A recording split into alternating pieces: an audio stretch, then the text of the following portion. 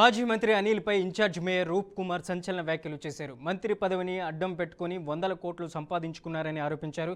నమ్మిన క్యాడర్ను పదవులు ఇచ్చిన పార్టీని గాలికి వదిలేశాడన్నారు. మాజీ మేయర్ శ్రవంతిని 3 ఏళ్ల పాటు సిటీ నియోజకవర్గంలో అడుగు కూడా పెట్టనివ్వలేదని రూప్ కుమార్ ఆరోపించారు. నమ్మిన పార్టీనే నమ్ముకున్న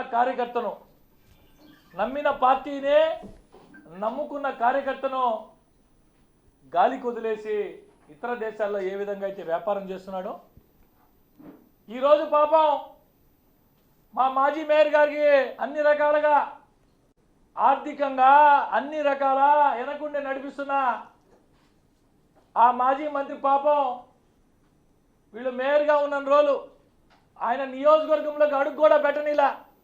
ఇప్పుడు గిరిజనుల మీద అపారమైన ప్రేమ కురిపించేటటువంటి మా మాజీ మంత్రి కార్పొరేషన్ కమిషనర్ ఐఏఎస్ ఆఫీసర్ సంతకం ఫోర్జరీ దగ్గర నుంచే పసిబిడ్డల నోటిగాడ స్నాక్స్ ఇంతకంటే దౌర్భాగ్యం ఉంటుందా?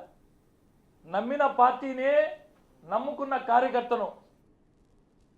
శ్రీ సత్యసాయి జిల్లా కదిరి నియోజకవర్గంలో పర్యాటక ప్రాంతాల అభివృద్ధికి ఎమ్మెల్యే కందికుంట వెంకట్ ప్రసాద్ చర్యలు చేపట్టారు. కూటమి ప్రభుత్వం వచ్చిన వెంటనే అభివృద్ధి ప్రణాళికలు రూపొందించినట్లు తెలిపారు. ముక్కోటి ఏకాదశి సందర్భంగా కదిరి శ్రీమద్ కాద్రి లక్ష్మీ నరసింహస్వామి దేవస్థానంలో భారీ స్థాయిలో ఏర్పాట్లు చేశారు. గతంలో ఎన్నడూ లేని విధంగా భక్తులకు ఎలాంటి ఇబ్బందులు లేకుండా సక్రమంగా నిర్వహించినట్లు ఎమ్మెల్యే గుర్తు చేశారు. ఇక నియోజకవర్గంలోని పర్యాటక ప్రాంతాలకు యాత్రికులను ఆకర్షించడమే లక్ష్యంగా డెవలప్మెంట్ పనులు చేస్తున్నట్లు వెంకట ప్రసాద్ స్పష్టం చేశారు. ఈ ప్రాంతానికి వచ్చినప్పుడు ఒక టూరిజం సర్క్యూట్ ఇక్కడ ఏర్పాటు చేస్తామని చెప్పేసి మాట ఇవ్వడం జరిగింది. అందులో భాగంగా పెద్దెల్లంపల్లి దగ్గర 600 కిలోమీటర్ స్టోన్ పైలాన్ కూడా నిర్మించడం కూడా జరిగింది. ఒక నాయకుడు అంటే మా పార్టీ తరపున వచ్చినటువంటి నాయకుడు ఇచ్చినటువంటి మాట అంటే మేమందరం ఇచ్చినట్టే. ఆ మాట నిలబెట్టుకోవాల్సినటువంటి బాధ్యత ఆ పార్టీ తరపున ఎన్నికైనటువంటి ప్రజాప్రతినిధిగా నా మీద నిరంతరం ఉంటుంది. అందులో భాగంగానే నరసింహస్వామి వారి బ్రహ్మోత్సవాలు కావచ్చు, మొన్న జరిగినటువంటి యోగి వేమన గారి జయంతి ఉత్సవాలు రాష్ట్ర పండుగ కింద ఆచరించడం కావచ్చు, కటార్పల్లో ఈ రోజున జరగబోయేటువంటి మహాశివరాత్రి ఉత్సవాలు తిమ్మమ్మ మరేమో దగ్గర జరిగేటువంటి ఉత్సవాలు కావచ్చు, ఈ ప్రాంత అభివృద్ధికి ఈ ప్రాంతంలో టూరిజం పెంపొందించుకోవడానికి ఉపయోగించుకోవాలనే ఆలోచనతోనే ఈ ఉత్సవాల్ని బ్రహ్మాండంగా నెల్లూరు ఇన్ఛార్జ్ మేయర్ రూప్ కుమార్ యాదవ్పై మాజీ మేయర్ పొట్లూరు శ్రవంతి భర్త జయవర్ధన్ పలు ఆరోపణలు చేశారు. మైనింగ్ అక్రమాలు, అవినీతి, ఫోర్జరీ సంతకాల వ్యవహారం, క్వార్జ్ వ్యాపారంలో భారీ కుంభకోణం జరిగిందని అన్నారు. ఈ అంశంపై మూలాపేట్ శివాలయం వద్ద ప్రమాణానికి సిద్ధమా అంటూ రూప్ కుమార్కు జయవర్ధన్ సవాల్ విసిరారు.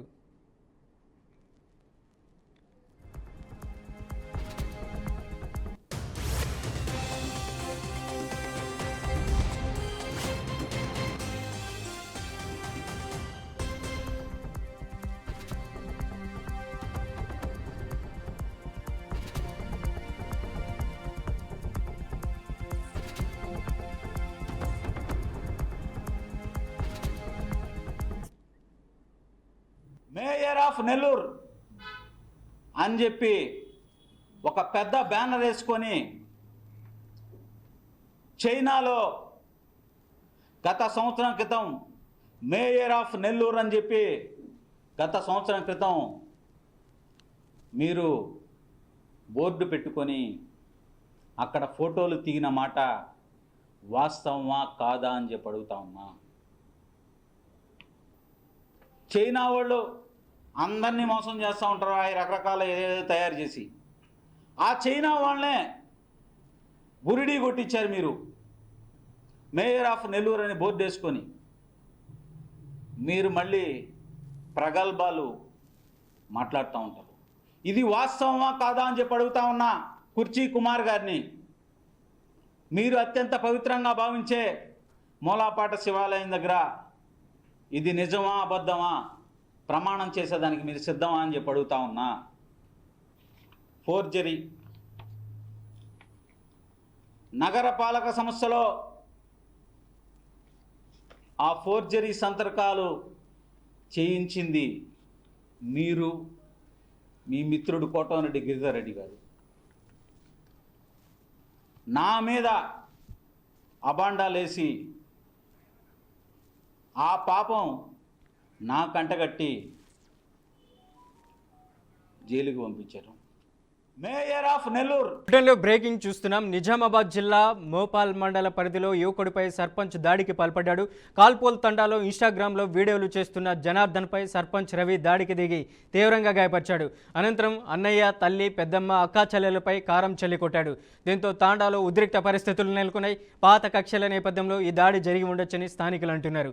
ఈ ఘటనపై గ్రామస్తులు సిపికి ఫిర్యాదు చేయగా పోలీసులు దర్యాప్తు చేస్తున్నారు.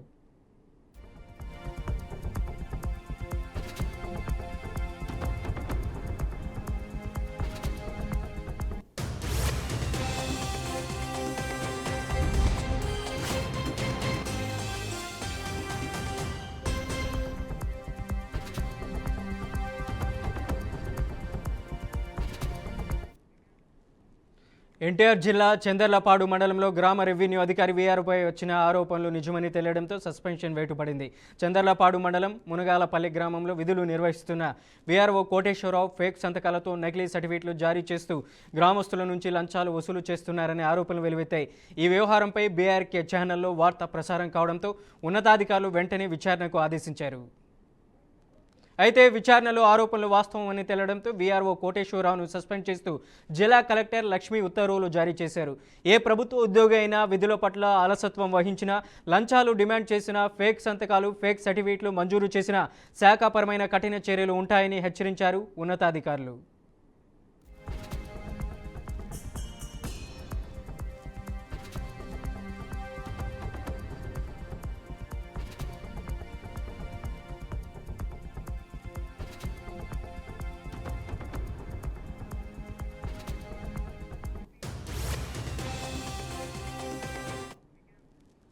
హైదరాబాద్ అంబర్పేట్ పరిధిలో విషాద ఘటన చోటు చేసుకుంది. బాపు నగర్లో ఒకే కుటుంబానికి చెందిన ముగ్గురు ఆత్మహత్య చేసుకున్నారు. ఆర్థిక ఇబ్బందుల కారణంగానే ముగ్గురు బలవన్మరణానికి పాల్పడినట్లు తెలుస్తుంది. మొదటగా భార్య సూసైడ్ చేసుకోగా, తర్వాత భర్త రామరాజు ఫ్యాన్కి ఉరివేసుకోగా, కొడుకు శశాంక్ కత్తితో చేయి కోసుకొని చనిపోయారు. విషయం తెలిసిన వెంటనే పోలీసులు ఘటనా స్థలానికి చేరుకొని పరిశీలించారు. ఈ ఘటనపై కేసు నమోదు చేసిన పోలీసులు దర్యాప్తు చేస్తున్నట్లు తెలిపారు. సికింద్రాబాద్ అడిషనల్ డీసీపీ నర్సయ్య ఈ ఘటనపై దర్యాప్తునకు ఆదేశించారు. ఎలా ఆత్మహత్య జరిగింది, ఏ విధంగా ఆత్మహత్య చేసుకున్నారు అని, ఆర్థిక ఇబ్బందుల కారణమా లేకపోతే కుటుంబ కలహాలే కారణమా అనేది కూడా త్వరలోనే తెలియనుందని అడిషనల్ డీసీపీ నర్సయ్య తెలిపారు.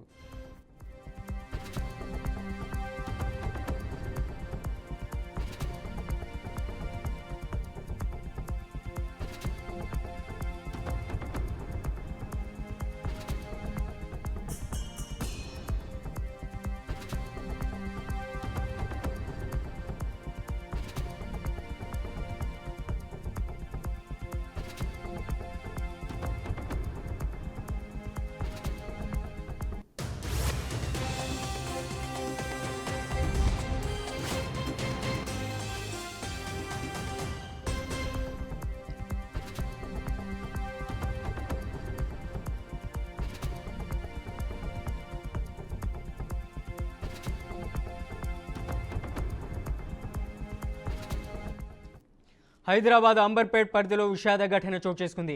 బాపు నగర్లో ఒకే కుటుంబానికి చెందిన ముగ్గురు ఆత్మహత్య చేసుకోవడం కలకలం రేపింది. ఆర్థిక ఇబ్బందుల కారణంగానే ముగ్గురు బలవన్మరణానికి పాల్పడినట్లు తెలుస్తుంది. మొదటగా భార్య సూసైడ్ చేసుకోగా, తర్వాత భర్త రామరాజు ఫ్యాన్కి ఊరేసుకోగా, కొడుకు శశాంక్ కత్తితో చేయి కోసుకొని చనిపోయారు. విషయం తెలిసిన వెంటనే పోలీసులు ఘటనా స్థలానికి చేరుకొని పరిశీలించారు. ఈ ఘటనపై కేసు నమోదు చేసిన పోలీసులు దర్యాప్తు చేస్తున్నారు. ఇక ప్రధానంగా కుటుంబ కలహాల లేకపోతే ఆర్థిక ఇబ్బందుల కారణం అనేది కూడా సికింద్రాబాద్ అడిషనల్ డీసీపీ నర్సయ్య త్వరలోనే తెలియజేయనున్నారు.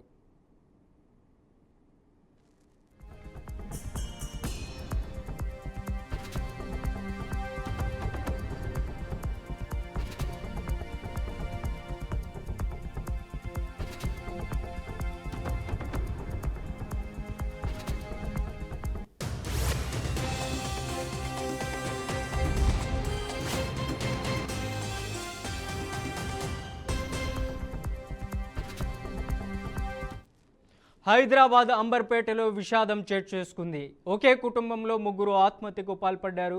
కుటుంబ కలహాల, ఆర్థిక ఇబ్బందుల కారణమనేది ఇంకా తెలియరాలేదు. మృతులు రామ్రాజ్, మాధవి, శశాంక్ ముగ్గురు మృతి చెందినట్లుగా తెలుస్తుంది. ఇక ప్రధానంగా తల్లిదండ్రులు ఇద్దరు ఒకేసారి ఆత్మహత్య చేసుకోగా తర్వాత కొడుకు ఆత్మహత్య చేసుకున్నట్లుగా తెలుస్తుంది. ప్రధానంగా ఆర్థిక ఇబ్బందులే కారణమనేసి కూడా ప్రధానంగా భావిస్తున్నారు. ఇక ఒకే కుటుంబానికి చెందిన ముగ్గురు ఆత్మహత్య చేసుకోవడం కూడా హైదరాబాద్ భాగ్యనగరంలో సంచలనంగా మారినటువంటి పరిస్థితి ఉంది. ఇక మృతులు రామ్రాజ్ వయసు 55 సంవత్సరాలు కాగా మాధవి వయసు 50 సంవత్సరాలు, శశాంక్ వయసు 4 సంవత్సరాలుగా ఉంటుందనేసి కూడా డీసీపీ నర్సయ్య తెలియజేశారు. తెలంగాణ జైళ్ల శాఖ ఆధ్వర్యంలో జైలు సిబ్బందికి ఆర్థిక భద్రత కల్పించే దిశగా ప్రత్యేక శాలరీ ప్యాకేజ్ మేళా నిర్వహించడం జరిగింది. ప్రముఖ బ్యాంకులు పాల్గొంటున్న ఈ కార్యక్రమానికి జైళ్ల శాఖ డీజీపీ డాక్టర్ సౌమ్య మిశ్రా ముఖ్య అతిథిగా హాజరయ్యారు. సిబ్బందికి పెంపొందించిన బీమా రక్షణ, సమగ్ర ఆరోగ్య పరీక్షలు, ఆకర్షణీయమైన గృహ, వ్యక్తిగత రుణ సౌకర్యాలు, బ్యాంకింగ్ సేవలు అందుబాటులోకి రానున్నాయి. ఈ శాలరీ ప్యాకేజ్ మేళా విశేష స్పందన పొందే అవకాశం ఉందని అధికారులు ఆశాభావం వ్యక్తం చేస్తున్నారు.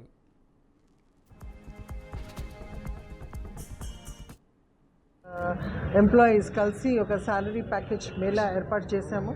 ఆల్రెడీ మా ఎంప్లాయీస్ చూస్తే మ్యాక్సిమం ఎంప్లాయీస్కి శాలరీ అకౌంట్స్ ఒక 5 బ్యాంక్స్లో ఉన్నాయి. Maximum State Bank of India, దాని తర్వాత Bank of Baroda, union bank, Canara bank and HDFCలో ఉన్నాయి. సో దీంట్లో వాళ్ళు ఒక స్పెషల్ ప్యాకేజ్ ఇస్తున్నారు, especially for uniformed services. Police salary package అని ఈ ప్యాకేజ్. ఇంతకుముందు మాకు ప్యాకేజెస్ శాలరీ అకౌంట్స్ ఉన్నా సరే అవేర్నెస్ లేకుండే. సో మ్యాక్సిమం ఎంప్లాయీస్ వాళ్ళు శాలరీ అకౌంట్కి ఈ శాలరీ ప్యాకేజ్కు కన్వర్ట్ చేయలేదు. సో ఇది అవేర్నెస్ వచ్చిన తర్వాత ఎవ్రీ బ్యాంకు ఒక లైజన్ ఆఫీసర్ పెట్టి బ్యాంక్ వాళ్ళకు కూడా పిలిపించి వాళ్ళు కూడా కోఆపరేట్ చేశారు. సో దాంట్లో మాకు శాలరీ ప్యాకేజ్ ఇప్పుడు 1332 ఎంప్లాయీస్కి ప్రెజెంట్ డిపార్ట్మెంట్లో శాలరీ ప్యాకేజ్ ఇవ్వడం జరిగింది. సో దీంట్లో వాళ్ళకి insurance facilities, health facilities, loan and మిగతా లైఫ్ స్టైల్ ప్రివిలేజెస్ ప్లస్ లాకర్లో కన్సెషన్స్, ఇది apart from that many other facilities కూడా వస్తుంది.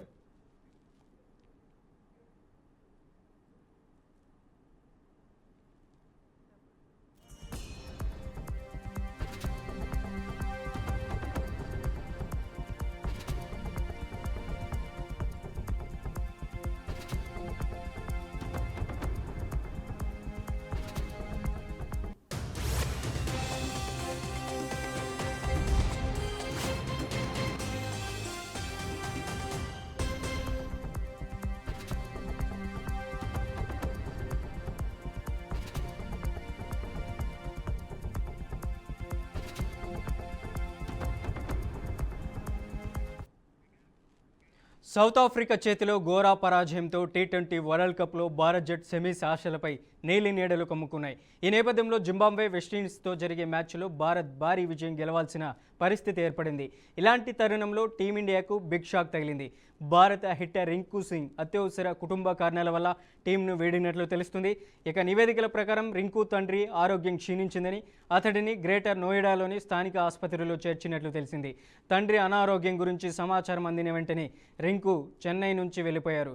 టీం ఫినిషర్ రోల్లో ఈసారి పెద్దగా ప్రభావం చూపించడం లేదు. దక్షిణాఫ్రికాపై అతను కేవలం 2 బంతులు మాత్రమే ఆడి పరుగులు చేయకుండానే అవుట్ అయ్యాడు.